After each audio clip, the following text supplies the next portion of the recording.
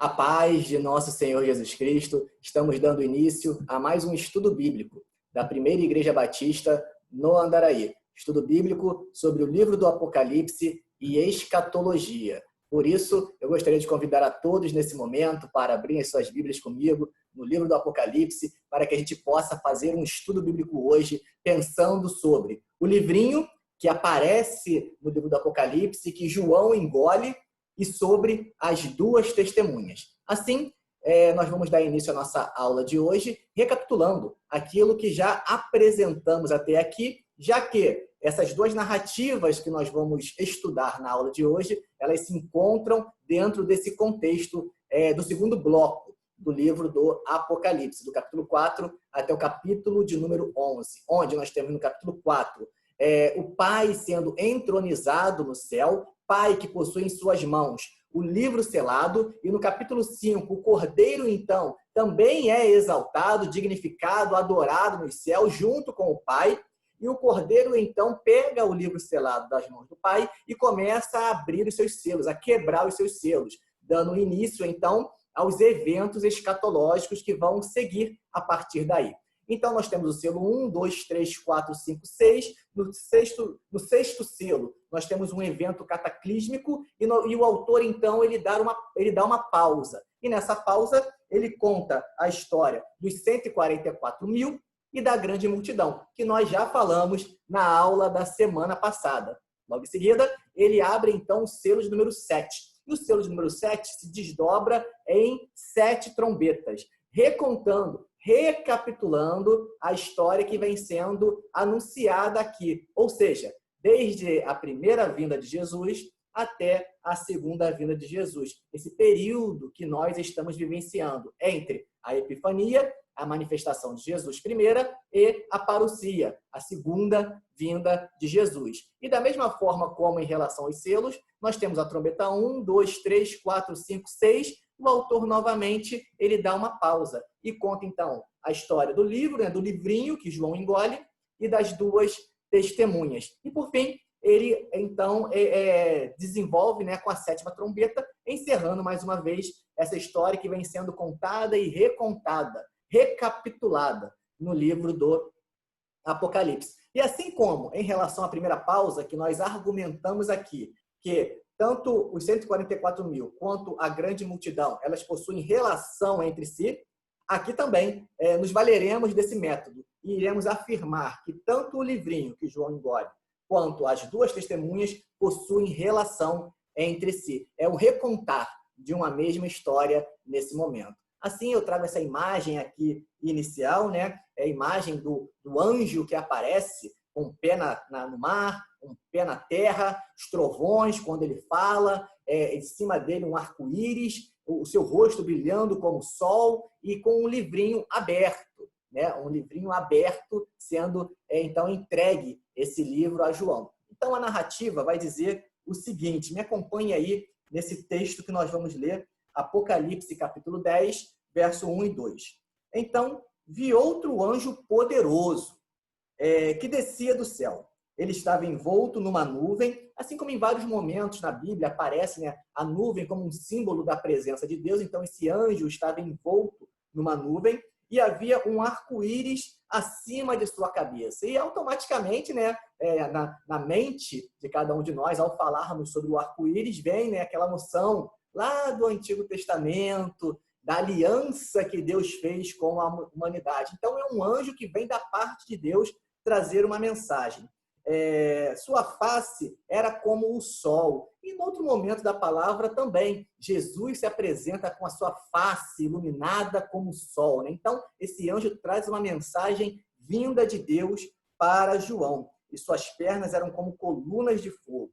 E ele segurava um livrinho, olha aqui, que estava aberto em sua mão. Então, não é mais um livro selado, é um livro aberto, é um livro revelado, um livro que já foi iniciada a sua leitura. Então, ele traz esse livrinho aberto em suas mãos. E ele colocou o pé direito sobre o mar e o pé esquerdo sobre a terra. Esse anjo era um anjo poderoso, um anjo que tinha autoridade. E o texto continua dizendo, do versículo 8 em diante. Depois, falou comigo mais uma vez a voz que tinha ouvido falar do céu.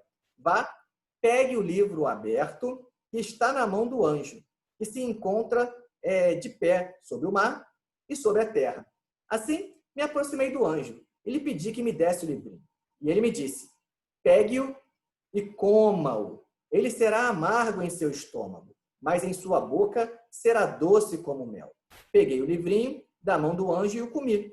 E ele me pareceu doce como mel em minha boca. Mas, ao comê-lo, senti que o meu estômago ficou amargo. Então, me foi dito, é preciso que profetize de novo acerca de muitos povos, nações, línguas e reis. Então, a gente percebe nesse texto aqui, esse livrinho, como sendo a experiência de João em receber essa mensagem, essa palavra vinda de Deus e anunciando essa palavra para todas as pessoas. Palavra essa que tem uma característica de salvação. Ela é doce, né? Ela traz esperança, mas ao mesmo tempo ela é amarga, porque ela também traz o juízo vindo da parte de Deus. E para aqueles que anunciam essa mensagem, ela também é acompanhada, às vezes, do martírio, de prisão. Ou seja, ela tem uma característica doce, mas, ao mesmo tempo, ela traz consigo essa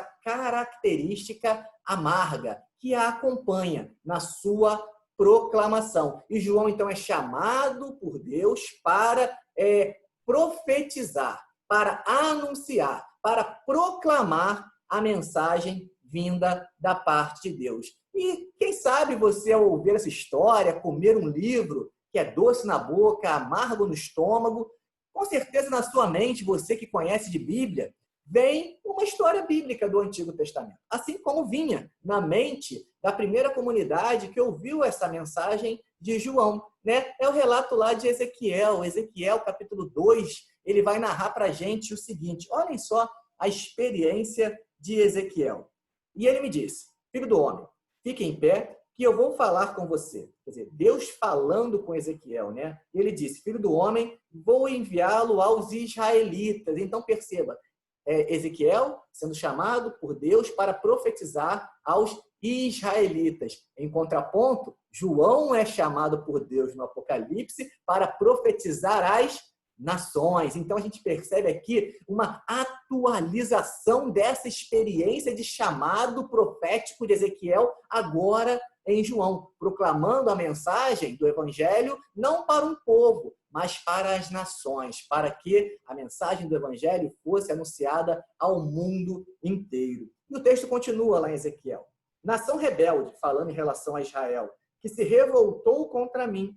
Até hoje, ele e os seus antepassados têm se revoltado contra mim.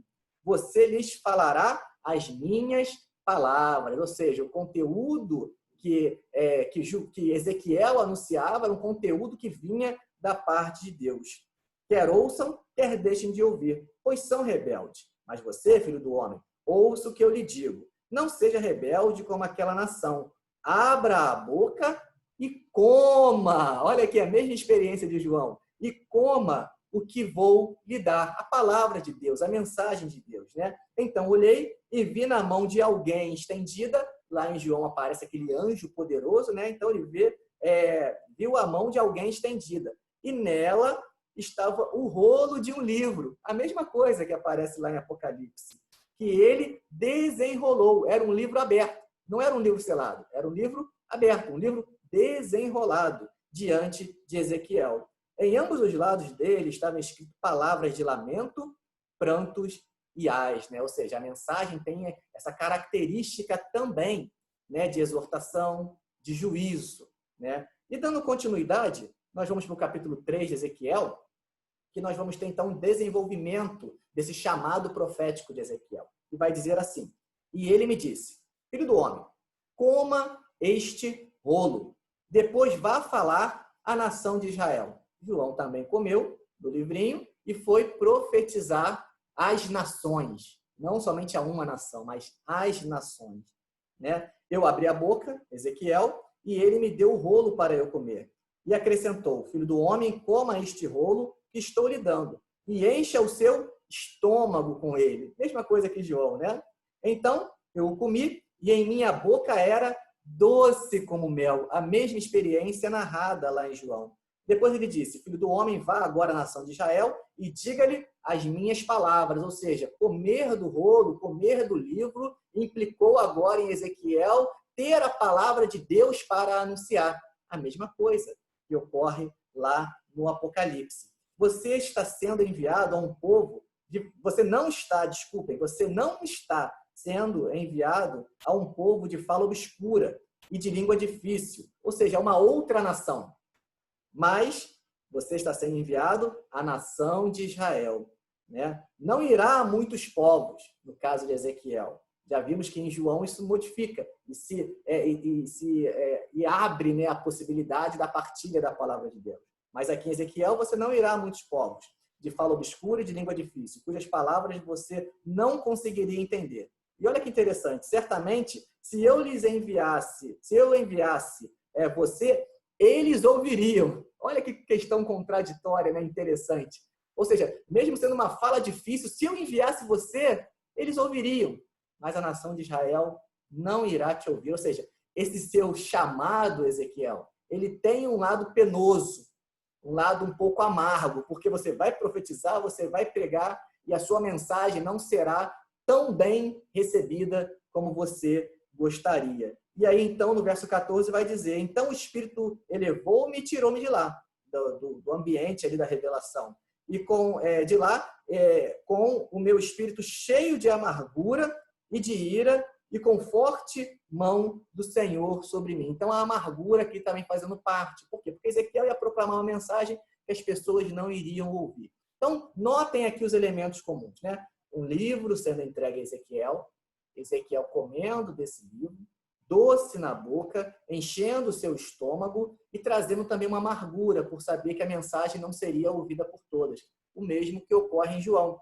Ele recebe o livrinho, ele come o livrinho, ele vai profetizar, não mais somente a uma nação, mas para as nações. Mensagem essa que é doce, como mel na boca, mas amarga no estômago. Porque traz salvação, mas também traz juízo. E traz também martírio para aqueles que anunciam a mesma. Então, isso faz parte, né, da complexidade da proclamação, do anúncio da mensagem do Evangelho. Dando continuidade, já tendo falado sobre o relato do livrinho, nós vamos agora para as duas testemunhas que estamos argumentando aqui, que possuem relação com o relato do livrinho, possuem relação também com a palavra de Deus, possuem relação com o anúncio, a proclamação da mensagem da palavra de Deus. Mensagem essa que nem todos, infelizmente, ouvem ou atentam para aquilo que está sendo dito.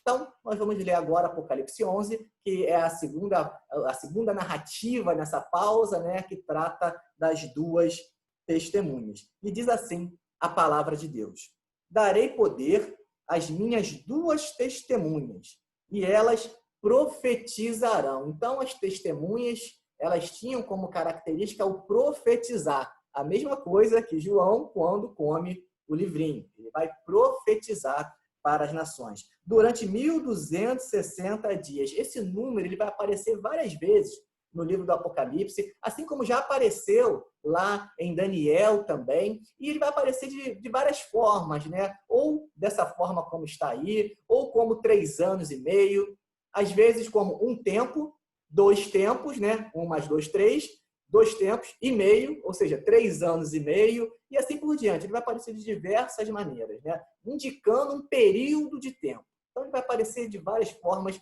esse número aí. E elas aparecerão vestidas de pano de saco, ou seja, indicando luto, indicando tristeza, diante do afastamento das pessoas em relação a Deus. E continua dizendo: estas são as 2 oliveiras e os 2 candelabros. Em vários momentos da Bíblia, a palavra oliveira já aparece se referindo, né, a algo. Eu vou dar uma ênfase aqui, devido ao nosso tempo, à palavra candelabros mais à frente. Por quê? Porque ela já apareceu no Apocalipse, com o próprio autor do Apocalipse dando a interpretação do que são os candelabros. Então, aqui facilita muito a nossa vida para entender o que são os candelabros aqui. E o texto diz que as duas testemunhas são os dois candelabros. Entendendo o que é o candelabro, a gente entende quem é as duas testemunhas. Continuando, os dois candelabros que permanecem diante do Senhor na terra.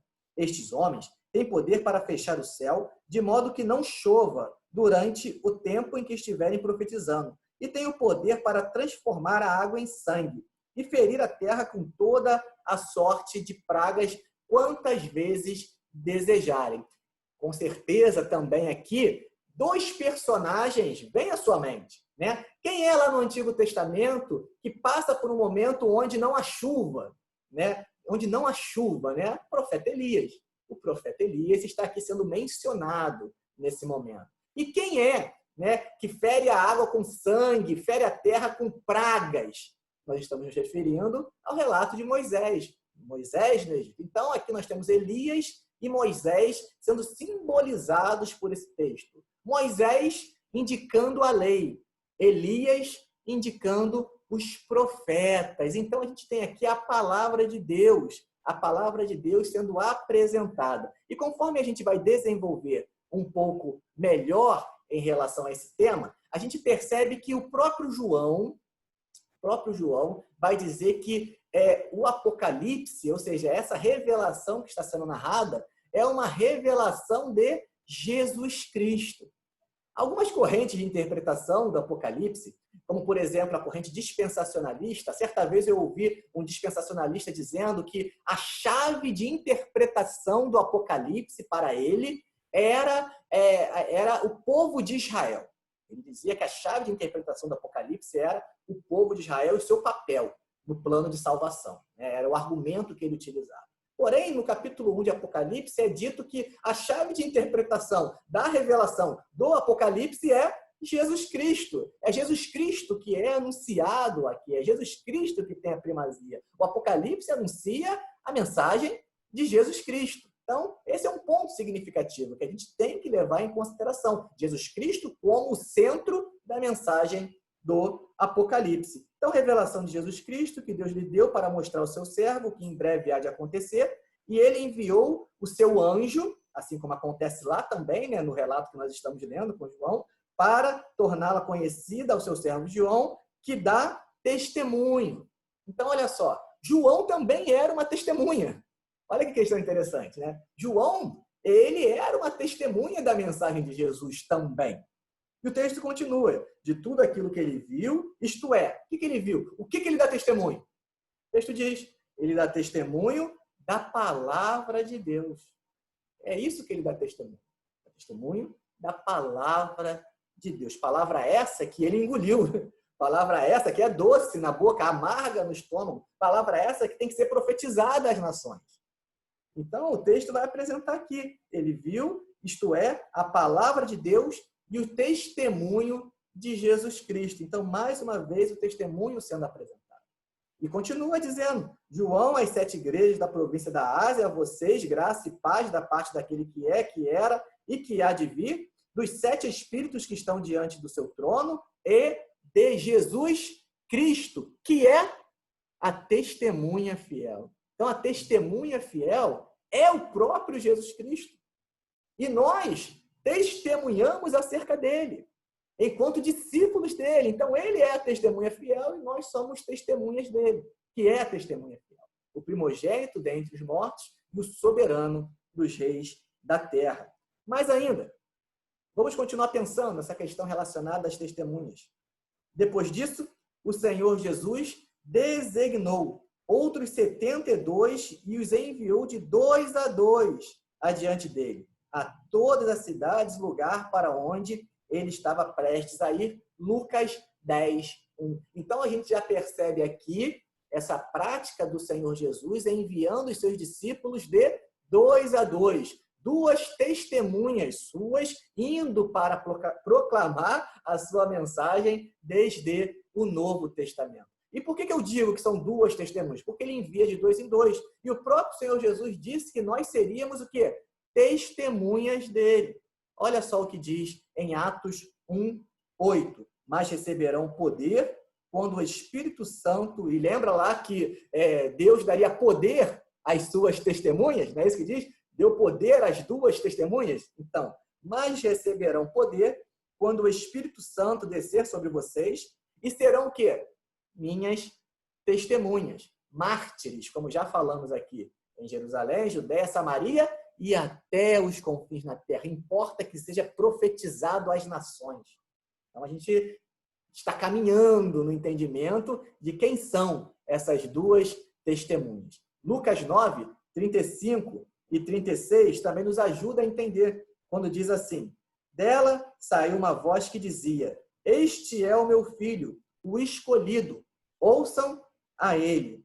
Tendo-se ouvido a voz, Jesus ficou só. Esse trecho, ele faz parte daquele relato da transfiguração de Jesus, onde aparecem Elias, olha aqui Elias, e Moisés, olha aqui Moisés. Elias e Moisés aparecem, e ali então nós temos a nuvem envolvendo os discípulos, envolvendo aquele acontecimento que estava se dando ali no Monte da Transfiguração, e então nós percebemos então a voz dizendo: esse é o meu filho escolhido, e é a ele que vocês devem ouvir. Por quê? Porque a lei e os profetas apontavam para ele, se cumprem nele, e é ele que dá sentido à lei e os profetas. Por isso é a ele que vocês devem ouvir. Então, Elias e Moisés apontando para Jesus. E quando acaba a voz de falar, perceba, Elias e Moisés já não estão mais ali e ficou Jesus só. Então, a gente percebe aqui, mais uma vez,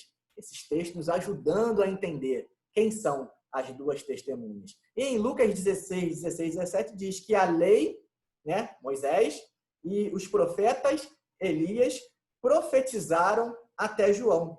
Desse tempo em diante, estão sendo pregadas as boas novas do reino de Deus. E é mais fácil o céu e a terra desaparecerem do que cair da lei o menor traço. Ou seja, eles cumprem, Cristo cumpre a lei, Cristo cumpre as profecias. E o reino de Deus agora, ele é anunciado por quem? Pelas testemunhas de Jesus, que pregam às nações. Dando continuidade, vamos continuar percebendo o que diz a Bíblia sobre as testemunhas. E aqui a gente percebe a importância de serem duas testemunhas. Por que Jesus mandou de 2 a 2, lá no Evangelho de Lucas, que nós lemos? Olha só o que diz lá em Deuteronômio 19, 15, a lei sendo cumprida. Olha aqui, uma só testemunha não é suficiente para condenar alguém de algum crime ou delito. Qualquer acusação precisa ser confirmada pelo depoimento de 2 ou 3 testemunhas. Então, as duas testemunhas estão ali para que aqueles que não ouvirem, que não quiserem saber de Deus, não tenham, não tem argumento. Por quê? Porque foi anunciado, cumpriu-se a lei. Estavam ali as testemunhas anunciando, proclamando, indicando, 2 ou mais testemunhas. Ou seja, o povo de Deus reunido anunciando a mensagem do Evangelho. E por que eu digo isso? Porque o próprio Senhor Jesus, ele também nos traz essa consideração em relação ao testemunho, quando ele vai falar sobre quando um irmão peca contra você. E olha só o que ele vai dizer. Se o seu irmão pecar contra você, vá e, a sós com ele, mostre-lhe o erro. Se ele ouvir, você ganhou o seu irmão.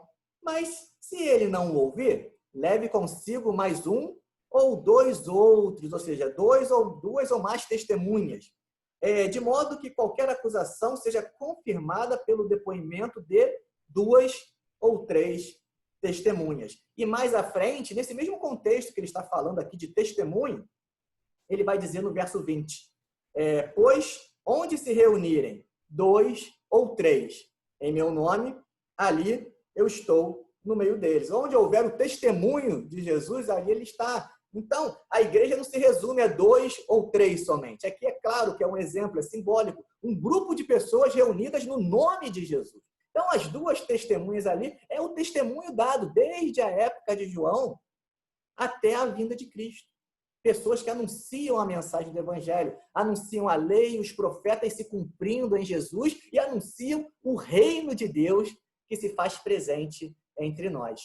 Dando continuidade, olha que questão interessante também. Porque, como eu já antecipei para vocês, o próprio livro do Apocalipse, ele nos diz, né? Quem são essas testemunhas? Porque ele vai dizer, olha o que diz no verso 3 e 4. Ele vai dizer que darei poder às minhas 2 testemunhas e elas profetizarão durante 1260 dias, vestidas de pano de saco, e estas são as 2 oliveiras e os 2 candelabros que permanecem diante do Senhor na terra. E essa palavra candelabro já apareceu no livro do Apocalipse e o próprio autor do Apocalipse já nos disse o que são os candelabros. Então, não tem para onde correr. O próprio autor já nos disse o que são os candelabros. E olha o que diz no Apocalipse, capítulo de número 1. Diz assim: voltei-me para ver quem falava comigo. Voltando-me, vi 7 candelabros de ouro e entre os candelabros alguém semelhante a um filho do homem, com uma veste que chegava aos seus pés e um cinturão de ouro ao redor do peito. Tinha na sua mão direita 7 estrelas, e da sua boca saía uma espada afiada de 2 gumes. Sua face era como o sol, como o anjo, né, que aparece lá também, quando brilha em todo o seu fulgor. E este é o mistério, essa é a revelação do candelabro e das estrelas que ele viu. Das 7 estrelas que você viu em minha mão direita e dos 7 candelabros. O que é, João? As 7 estrelas são os anjos das 7 igrejas. E os 7 candelabros são as 7 igrejas. Então está respondido. Se as 2 testemunhas são os 2 candelabros e candelabro é a igreja, está explicado já aqui pelo próprio livro do Apocalipse. As 2 testemunhas são, então, as igrejas. Ou seja, a igreja não enquanto uma instituição, mas a igreja enquanto pessoas reunidas no nome de Jesus, anunciando o reino de Deus, dando testemunho da mensagem do Evangelho. E o texto continua falando, lá em Apocalipse 11, em relação a essas 2 testemunhas. Quando vai argumentar que, quando eles tiverem terminado o seu testemunho, a besta, e aqui é antecipado, assim como no relato da pausa dos 144 mil, se antecipou, né, a narrativa do capítulo 14 de Apocalipse, quando vai falar dos 144 mil, aqui também se antecipa um personagem que vai aparecer mais à frente, do capítulo 12 em diante, que são os adversários de Cristo, os adversários da igreja, que vão perseguir a igreja do Senhor. Então, ele já antecipa que os inimigos da igreja, a besta que vem do abismo, os atacará, assim como ataca a igreja do Senhor, e irá vencê-los e matá-los. Ou seja, às vezes, pode até ocorrer, sim, prisões, como existia na época de João. João estava exilado na ilha de Patmos. Aparentemente, aos olhos humanos, pode parecer uma vitória.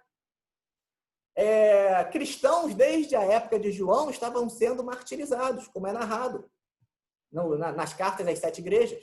Assim como continua ocorrendo hoje e continuará ocorrendo no futuro.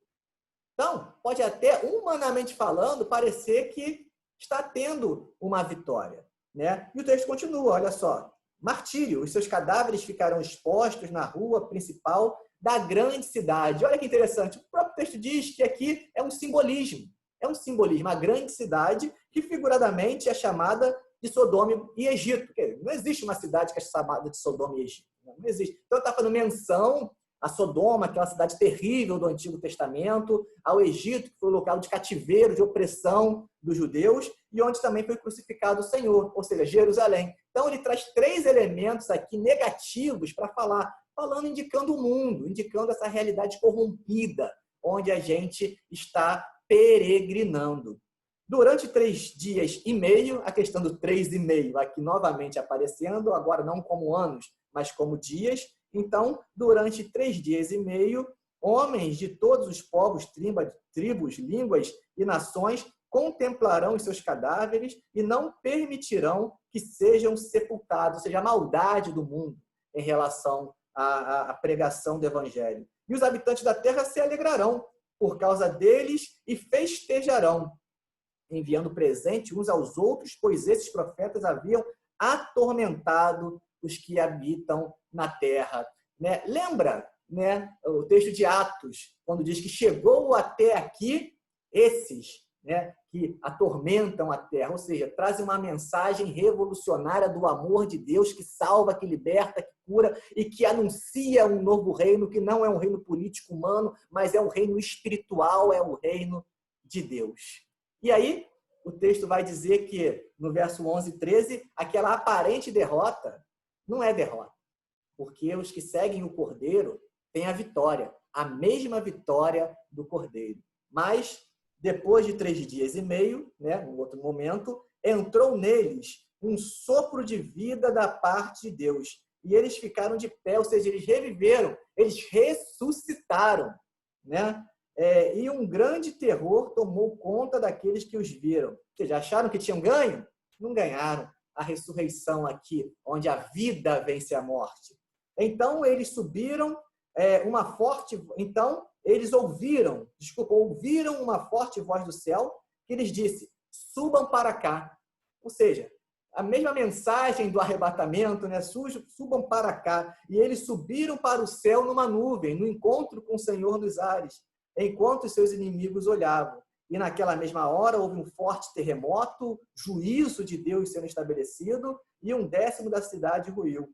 7.000 pessoas foram mortas no terremoto. E os sobreviventes ficaram aterrorizados e deram glória a Deus. Então a gente percebe aqui nessa narrativa o contar dessa história que nós estamos falando, desde a vinda de Cristo até a segunda vinda. A igreja anunciando o evangelho da salvação, anunciando o reino de Deus, inimigos da igreja se colocando, aparentes derrotas ocorrendo quando alguém é preso, alguém é morto, alguém é silenciado. Contudo, aquilo que parece ser derrota, no final, perceberemos que não é derrota. Muito pelo contrário, é vitória. É vitória seguindo o caminho do Cordeiro. Quando, então, ressuscitaremos, seremos arrebatados e o juízo de Deus será estabelecido.